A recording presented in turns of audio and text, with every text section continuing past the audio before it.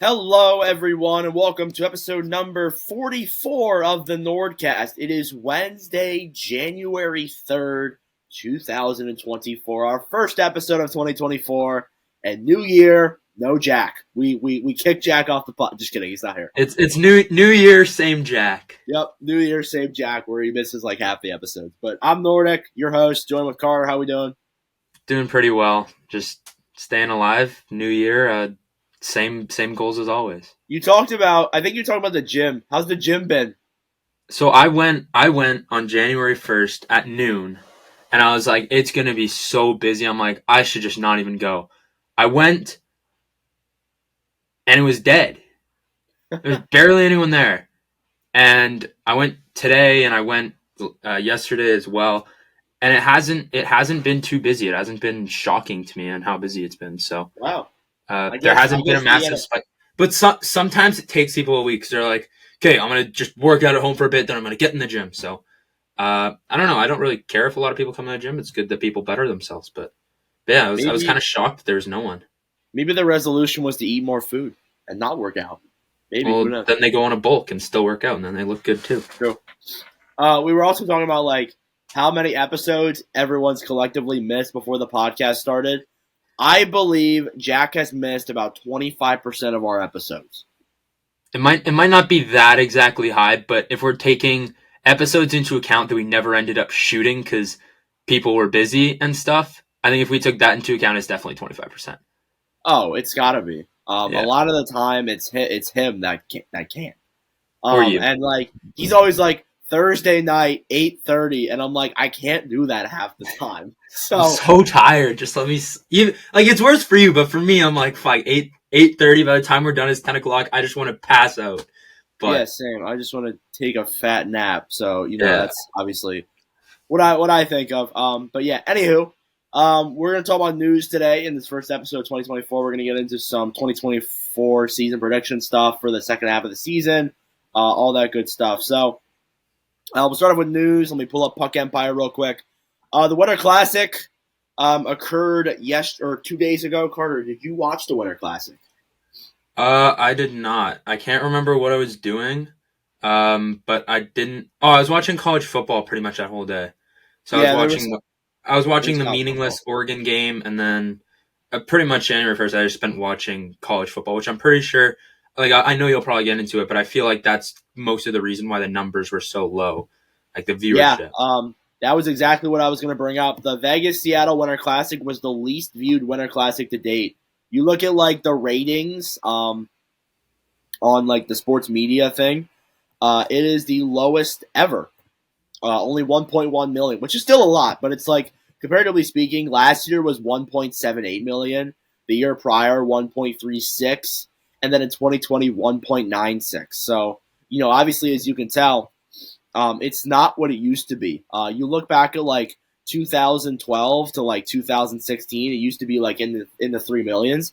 It's not anymore. And I think the factors that play into that is because these are two brand new organizations. Well, not brand new, but they're the newest of the NHL organizations.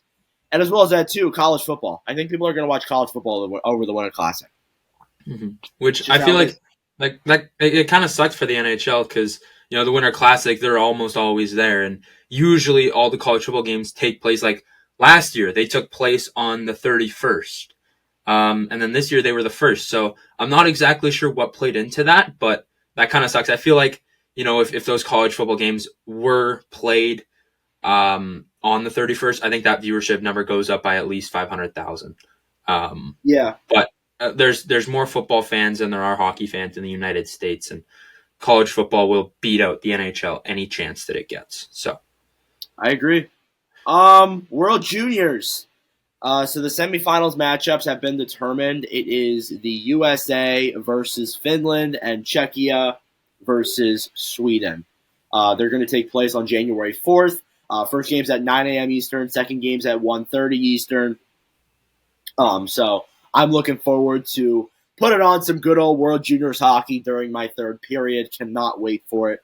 But yeah, I'm sure everyone wants to talk about how Canada got eliminated with 11 seconds left. I'm sure Carter does not want to talk about it as a Canadian. And I'm sure if Jack was here, he'd be making fun of Carter right now. Because, yeah. Carter, how do you feel about Canada losing 3-2 with 11 seconds left? It kind of hurt because I felt like if that game would have went to, what's up? Was your world ending? No, because listen, I've been hurt by Canada before. The first time I ever remember being hurt by Canada was when we played Finland in the quarterfinals in Canada, and we had family over at my place, and we were playing some board game. I can't remember what board game we were playing. It might have been Monopoly or some whatever board game we ended up getting for Christmas or whatever. And they had the penalty shot, and I'm like, everyone pause the game. I want to fucking watch this. And Comtois didn't score, and I was like, oh, shit. And then we got scored on by Finland, and that broke my heart when I was a young lad. But a young lad. But I will say, Czechia definitely has a great team. I think that we were definitely on upset watch. But it does sting because this was a talented team. But I don't want to be throwing out excuses. But Coach Chippy said it. That was not the best Canada team we could have put on the ice. Yeah. We have Bedard, who's in the NHL, Fantilli, who's in the NHL. There's a guy in Chicago, Korchinski, who we could have put out there. Benson, who we could have put out there. There's so many guys who could have been on Team Canada that are just playing too good in the NHL to send down. And one thing I would like to say, I was disappointed with Poitras, Matthew Poitras. I was disappointed with his performance. I thought that he was going to dominate that tournament, and he didn't really dominate it. Like, sure, he made some good plays, but he was lighting it up in the NHL to start the season, and he just couldn't. He just didn't look that great in the World Juniors. So, but yeah, so many Canada guys that didn't make the roster. I'm not making excuses. I think that no matter what, we still should have beaten them. But at the end of the day, we'll be back next year. Maybe Bedsy runs it back because he'll still be under 20 next year. Yeah, I mean, obviously they didn't send Bedsy over. They didn't send Fantilli because obviously they're in the NHL, and you don't want to risk them getting injured because it's happened before where they send players over and then they get hurt really bad. Poitras, I will say this with him. When I looked at him before the World Junior started, he really cooled off since the start of the season. And I thought that a factor that played into that was how he more or less – I think he had a really good start, and it might have been I don't know how to say this. It might have been a really good start, and then he fell down to earth. And in the tournament, he wasn't all too great. The whole team wasn't really that great either. And the final goal too was very unlucky. It was a shot that deflected off Bonk. It went 5-hole on Rousseau, I think. So very unlucky goal, and it's just tough, but it happens to everyone. Like a goal like that. And something unlucky like that happens in hockey a lot. It's happened to a lot of teams before. My Flyers, many times. So definitely, Canada will be back for sure next year. But they just wanted to give the medal to someone else, didn't they? They just wanted to give it to someone else. We have too many. Like the trophy case is getting a little heavy, and then I will say one last thing. The two goals that the first two goals that got let in. Not the prettiest goals to let in for Rousseau. They were not great. On the second one, I'm pretty sure he got screened. I can't remember. The first one, he was cheating and he played pass. But I'm not a goalie, so I'm not going to criticize him. Goalie's a very hard position to play with constant angles changing and everything like that. But Rousseau played unreal all tournament, and it just sucks that those were the goals that caused us to get eliminated. Yeah, I agree. But that's okay. So moving on now. Minnesota's going to host the 2026 World Juniors, by the way. I'm so going. Pretty cool there. 2025 is in Ottawa, for those who don't know, but Minnesota's hosting the 2026 one. Ryan Hartman, and I know Carter's going to have some talk about this. Hartman was fined $4,427.08 for high-sticking Cole Perfetti. Hartman later on said that it was deliberate. He did it on purpose. So there was this tweet by Mac McIntyre he said, quote, "Wow, forward Ryan Hartman flat out told the Jets Cole Perfetti he deliberately high-sticked him in the face as payback for the Brendan Dillon Kaprizov play a day earlier. Cole Perfetti just now and the microphone he was wearing in the game that caught it all. So, yeah, it definitely was all said and done. I think that players were even told before that who's mic'd up, and Hartman still said it. So the next game they play is February 20th. Carter, what's gonna happen? You will see me there. You will see me there. All right, I am going to be there. I do not care what it takes. I have class till 5 on Tuesdays. All right, I park really close to the arena. I am walking to the arena, and I am fucking watching that game. It is going to be a bloodbath. I will be expecting at least 2 or 3 fights in that game. I am expecting Adam Lowry to go after Hartman. I am expecting Brendan Dillon to go after Hartman. I will be expecting Mark Scheifele to play like fucking Dustin Byfuglien in our 2017-18 Cup run. I do not care. We are going to target Hartman all game. It is not going to be a fun night for him.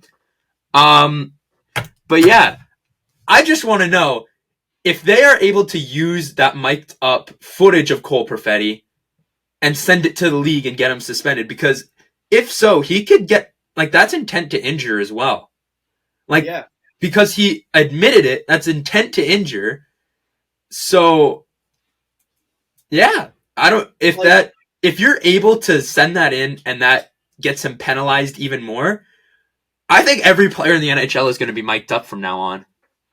Yeah, I'm gonna say this in regards to that. When I look at that rivalry's been heating up the last couple of years. Last year or two, there was a lot of brawls, and I even made a TikTok on it. I think I think Bowness wanted to fight Evison. It was a crazy thing to happen. But I'm surprised they didn't get him suspended. I'm surprised the league didn't step in and do something about it, because Hartman, A, has previous history. He flipped off Evander Kane, by the way. B, it was intent to injure, like you said. And C, it's all on video. It's all on video, all on microphone. Because I'm sure they were doing it for the Jets YouTube channel. I'm sure, or the TikTok, wherever the hell they were going to post it.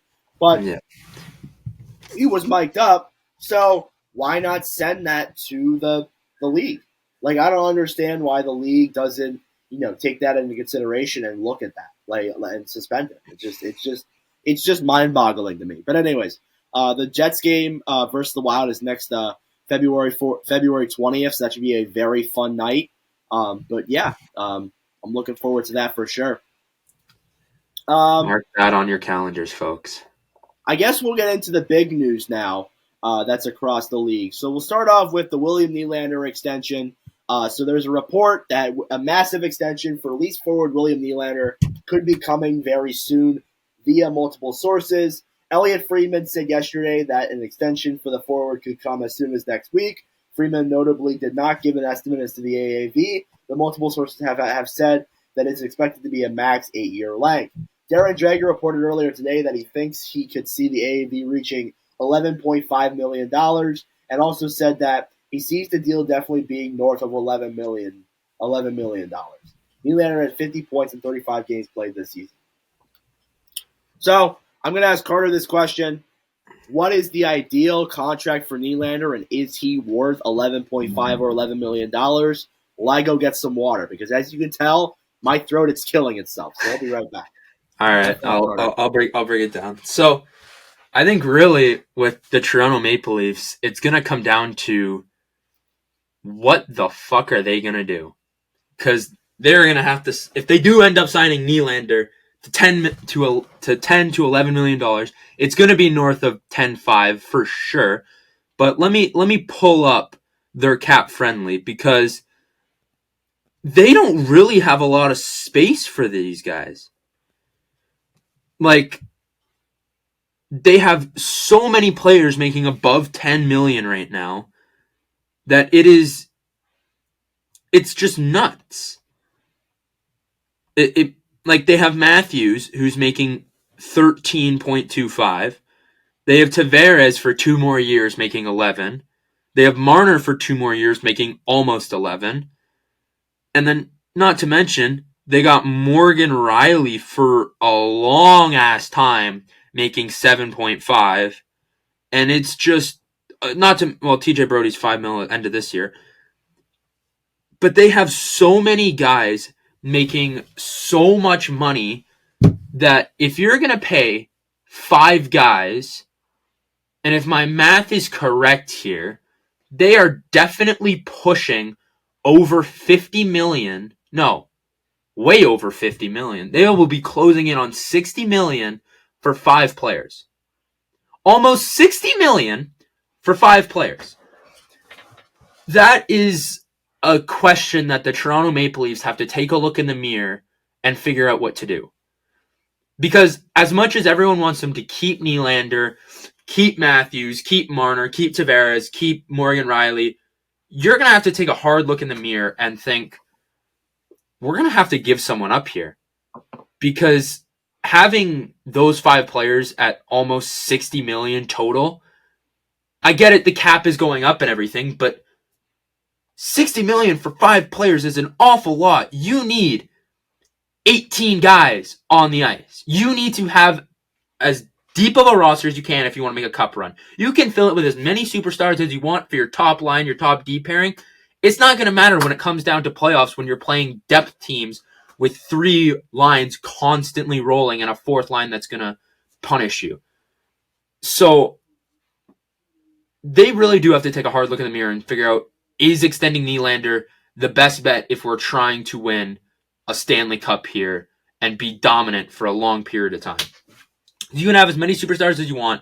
When it comes playoff time and you've been playing for 82 games already, you're going to wish you had some depth. Yeah, I agree. By the way, I'm back. Hope Carter didn't say anything stupid while I was gone. I didn't. I pretty much just said they have to take a hard look in the mirror and figure out what they got to do, because really, it's going to come down to trading someone, I think. If they're willing to keep Nylander, they're going to have to ship someone off. And it's going to come down to him or Marner. Mm-hmm. I think that they might ship off Tavares. Because Tavares, I think, expires in 1 season after this year. 2 more years. I think they're going to try and move him. Yeah. Because they can't. He has a full no move clause though. True. He has a full no move clause. Marner has a full no move clause. Matthews has a full no move clause. I think Morgan Riley has a full no move clause. The only guy you can move right now is Nylander. Wow. I was gonna say then I guess you could move Morgan Riley, but you really can't. You don't have a whole lot of options. You really don't, because they're right up against the cap, and they really can't extend. They can extend Nylander. It's going to be a lot of money, but they're going to need to make a lot of decisions. They're going to have no depth, virtually no depth, unless if it's $750K deals for everyone. Yeah, they're going to need to make some serious moves if they want to get under the cap. They're setting themselves to shoot themselves in the foot here, and last year should have been the year to figure out what the fuck they were going to do, because Marner's full no move clause kicked in this year, and I remember we were talking last year. They have to move someone because they need the depth. As much as they want to keep these superstars, they need the depth. Last year was the perfect year to do it. Marner was high on points and everything. And you were itching on Nylander. You're like, I need to see what he's going to do if we want him to be our guy. But, I think they missed their window in trying to trade one of these guys, because great thing with Nylander is he's going to get a huge haul if you do decide to trade him. But it's the Leafs. They're not going to do that. So they got to figure it out, because at best, they're going to have John Tavares for not at best. This is best case scenario for them. They have John Tavares for next season, and then they don't re-sign him. That is best case scenario for them. No questions asked. Yeah, that is best case scenario for them. But the chances of that with the Toronto Maple Leafs, not going to happen. What? Marner has a full new move clause, right? Yeah. Okay, so you can't trade him. Or can you trade these guys if they waive their no move clause? If they waive it, yes, but I don't think John Tavares is not going to waive it. He's a Toronto kid. Yeah. He's not waiving it. Matthews is a superstar there, and unless he's going to a top American city or Arizona, which I don't know if he fully wants to do, I don't think he's waiving it. Your contract. There's no way he's leaving. No, Marner has. When does Marner's deal expire? Because he was signed. He's got 2 years left on it. So he's got a full new move clause. What about Morgan Riley? When does his deal expire? Same year? No, he got locked up for a long time. He's here till 2028, 29. So, hypothetically, I don't think they're going to trade Matthews because, A, they literally just signed Matthews. If they were going to trade Matthews, then they would have traded him last offseason. Yeah. They're not going to trade Tavares. Because he's not going to waive it. Unless if he can get him to waive his no-move clause. Doubt it. Marner might be the most likely if they sign Nylander. But you got to keep in mind he's also a Canadian kid, and for the most part, all Canadian kids dream of playing for the Toronto Maple Leafs. So I don't know if he's going to waive it either. So I'm saying they missed their chance on trading one of these guys because Marner would have been the perfect guy to move last year. You bring Nylander up, he would have lit it up this year too. Granted, this is all them banking on Nylander jumping, which I don't know if they fully expected, but now that he has, I don't know if they have much of a choice other than to let him go or trade him now, but I don't think they're going to do that either. Yeah, I don't know. Hypothetically, I think if they sign him, Marner's the most likely to get moved. Yeah. And, realistically, though, if they can get Marner to waive his no-move clause, imagine how much they could get for him. Oh, they get a lot for him, but at the same time, they'd also amount for Marner. But at the same time, they'd also know they do what the Rangers did last year with Patrick Kane, because Patrick Kane flat out said, "I'm not playing for anyone other than the Rangers."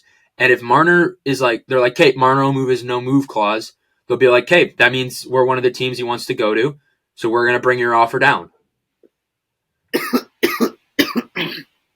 Sorry, yeah, team. You can tell I'm just dying. Yeah, you can tell. There are going to be teams that see the way that Toronto is handling this. They're seeing their cap situation, and they're going to be yeah, you need to get rid of Mark. They have to. You're not giving him to us. Well, you are giving him to us. Yeah, you're not just being "Oh, we're out of the playoffs. We'll give him to you, and he's going to be expensive, but we'll give him to you." It's no, you have to make this move if you want a strong future. Because now I will say this: the cap is rising by 4.5 next year. However, that's not really going to change anything. It's not really going to change because the only thing, if they wanted to keep this team, Nylander is making. Okay, so I guess if it did raise 4.5, they could afford this entire roster. But at the same time, they have so many guys who are at not low minimum, under $1 million. Yeah, well, let's just a lot of defensemen under that, and not to mention Nicholas Robertson's got to get a new deal. Bobby McMahon's got to get a new deal in 2 years. You're going to start having to look at Matthew Nyes. They need depth, and I don't know what they're going to do because they have a lot of issues that they got to iron out right now. And to be honest, we don't know what those are going to be. I think that this is a decision that the Leafs have definitely had to have been looking at very thoroughly lately. Yeah, 100%. Just, it's going to be a whole conversation. This offseason is going to be very interesting for the team. We'll see how much the cap rises, and we'll see whether or not they can keep these players. I have a weird feeling they will, for some reason. They're going to keep all these players and piss everyone off by doing it. Somehow, some way, they're going to keep everyone. They're going to keep everyone, but here's the issue is they're going to have to get rid of some of their young guys. I know that isn't Nyes is touchable, I'm pretty sure. Was he? He must have been. Matthew Nyes, he must have been.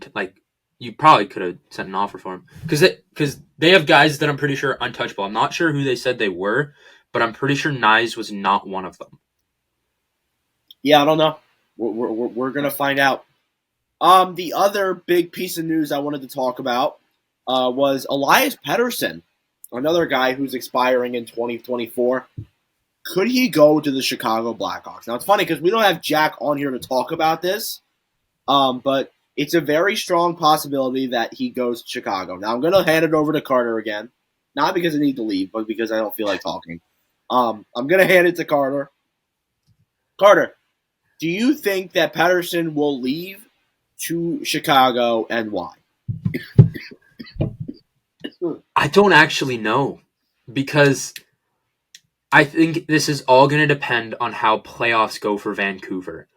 I think they make a deep run and they win a Stanley Cup, make Stanley Cup final or conference final, and they keep it close, game 7, something like that.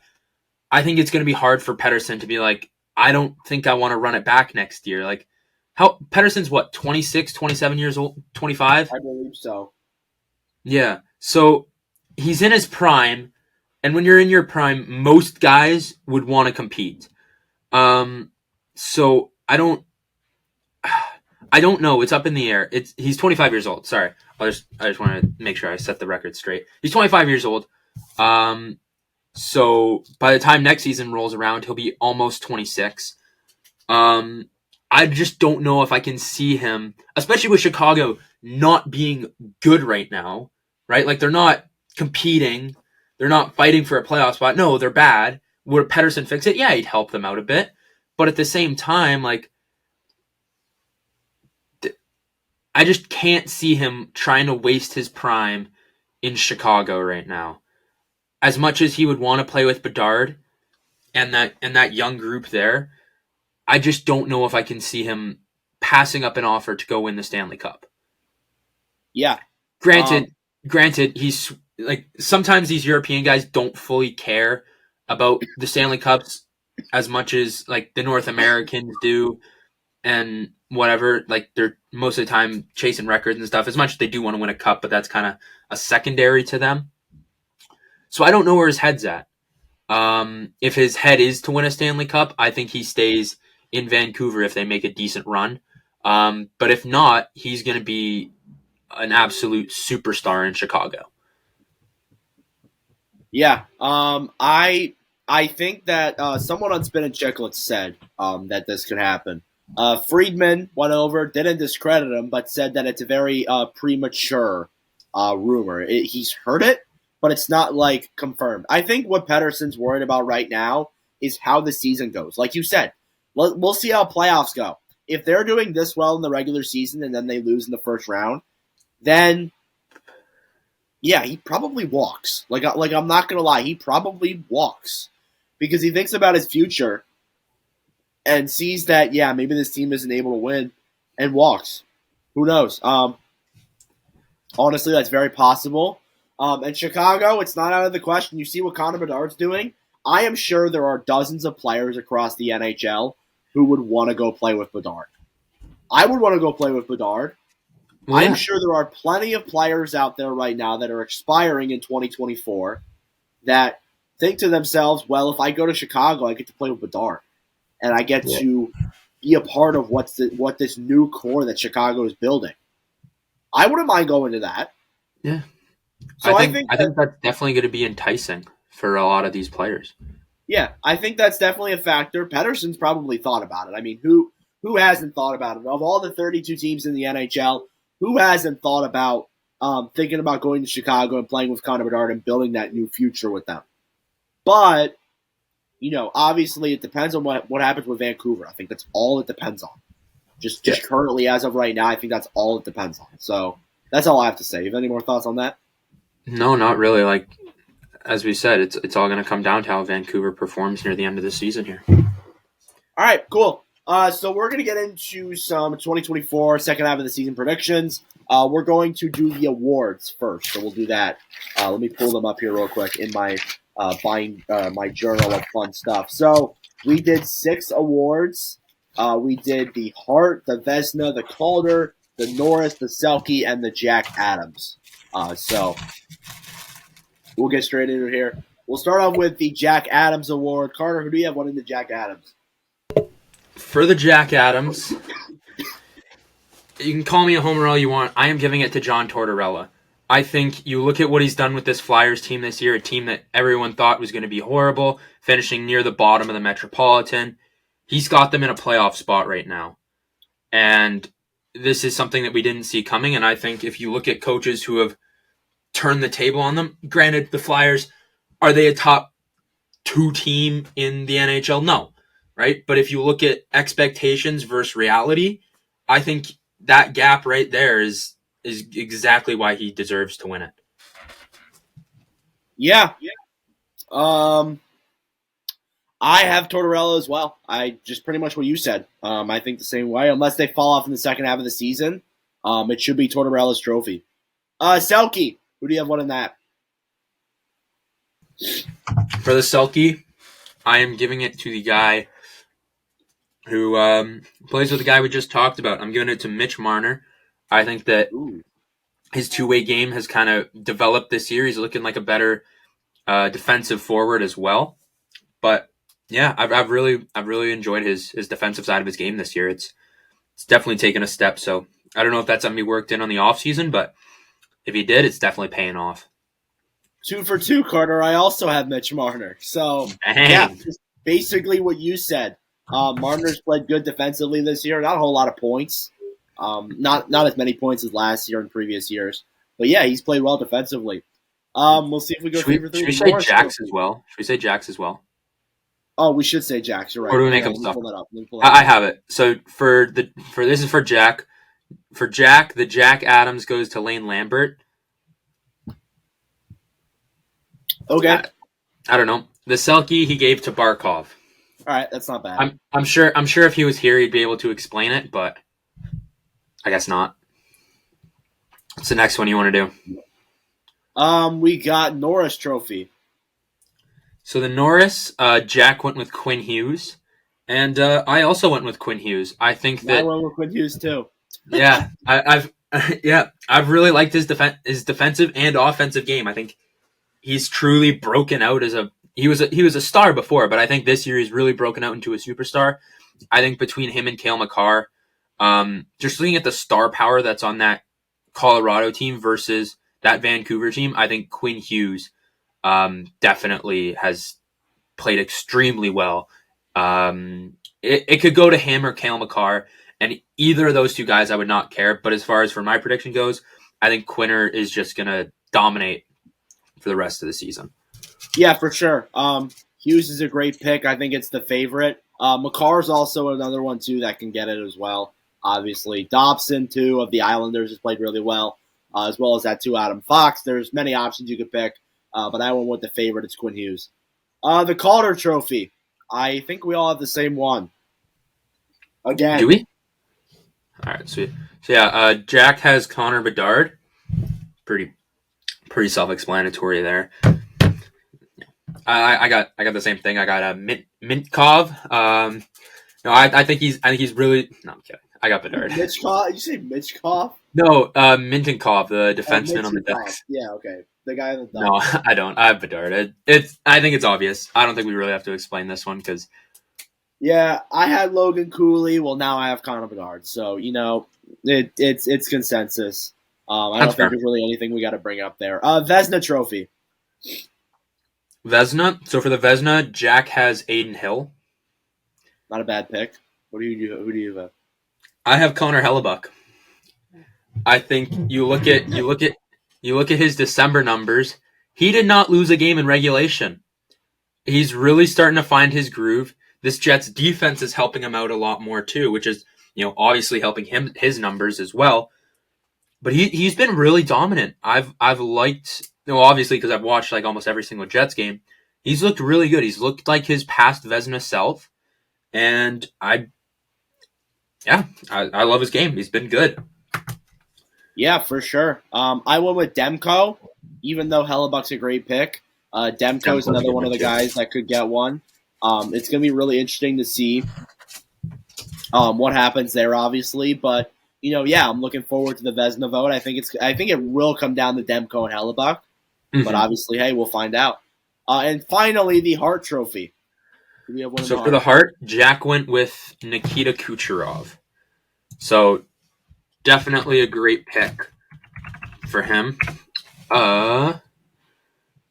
Is the Hart? Oh, the Hart's for the most valuable player. So for the Hart Trophy, I went with Nathan MacKinnon. I think that he's really shown out this year as well as kind of most guys have. He's been passing the puck a lot. He's been shooting the puck a lot. He's really just trying to put the puck in the back of the net, give his team the best chance they can, and he's been dominant on both sides of the puck as well. I think with his speed, his IQ, his just everything about him, he's been unreal this year. So, yeah, and he was also the highest scoring, most points in 2023 went to Nathan MacKinnon as well. So that is quite impressive. Yeah, I had Kucherov. McKinnon's a good pick. He's been really good this year for Colorado. Better than previous years, it feels like. So, yeah, sure. McKinnon's a good pick. But I also had Kucherov. So, yeah, overall, it's weird not having McDavid in that. Yeah, it's crazy. This year, just not McDavid for us. As of right now, maybe by the end of the year, we might have McDavid.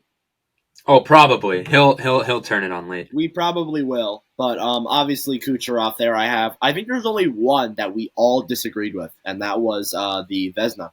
Either that, we all had one in common. So I thought that was pretty cool.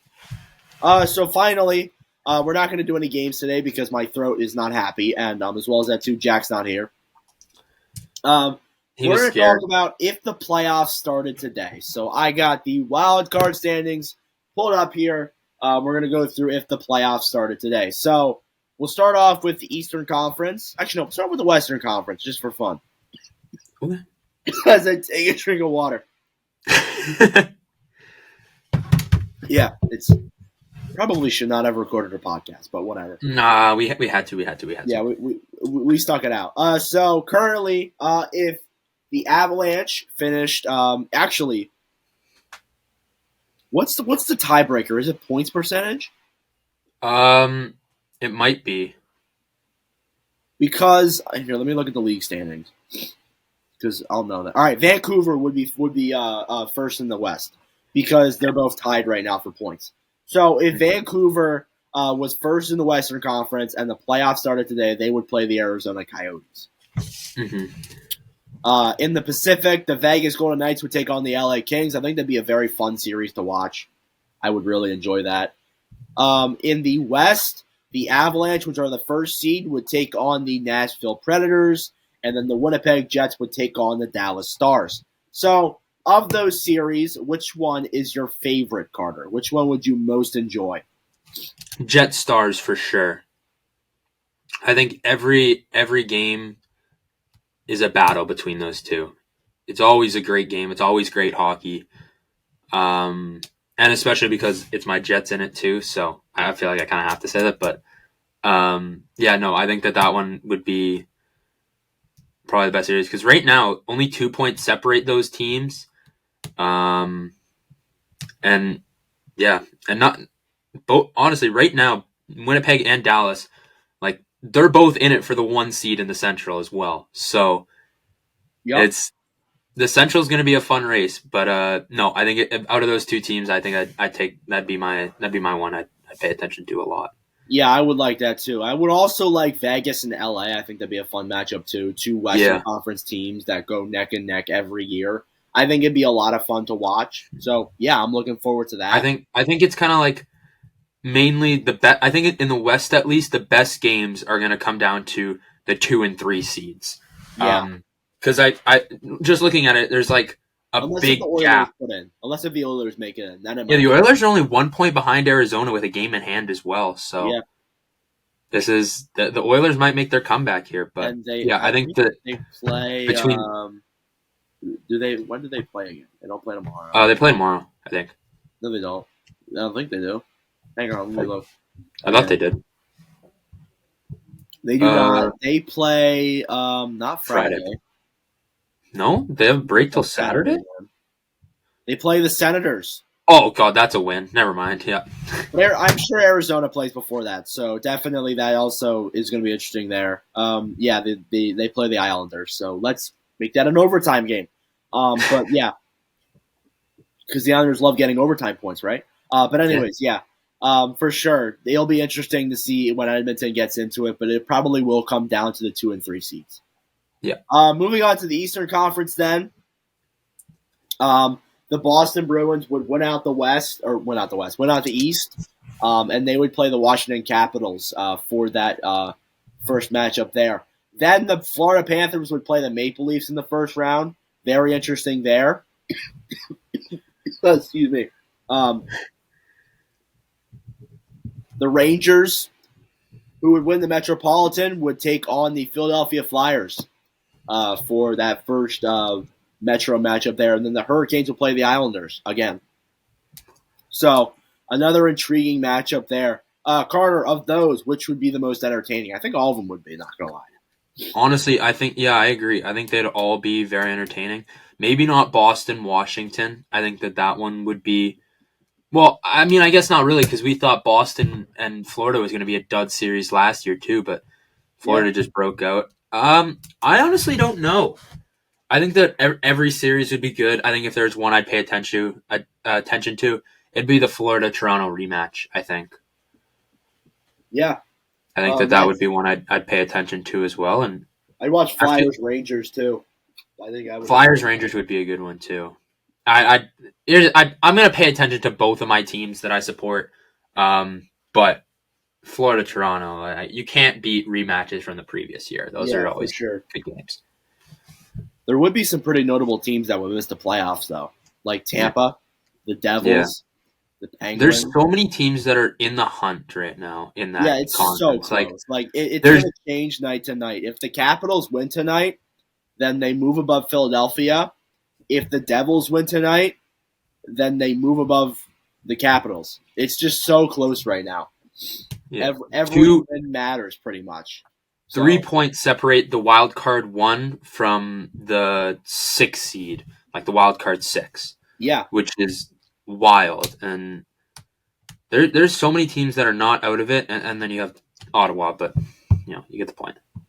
Yeah, so it's going to be really interesting to see where it ends. And finally, before my throat dies, Carter, what is your Stanley Cup pick? This is so hard because I said it last year too, but I actually do have faith in us this year. Winnipeg. I've loved their game. Listen, you can get pissed at me all you want. You can't lie. We have been red hot lately. And I'd also like to say we won the Dubois trade by a mile. But yeah, we have depth now. I think that was what we were missing last year. So I'd take Winnipeg. Out of the West, I'd take Winnipeg.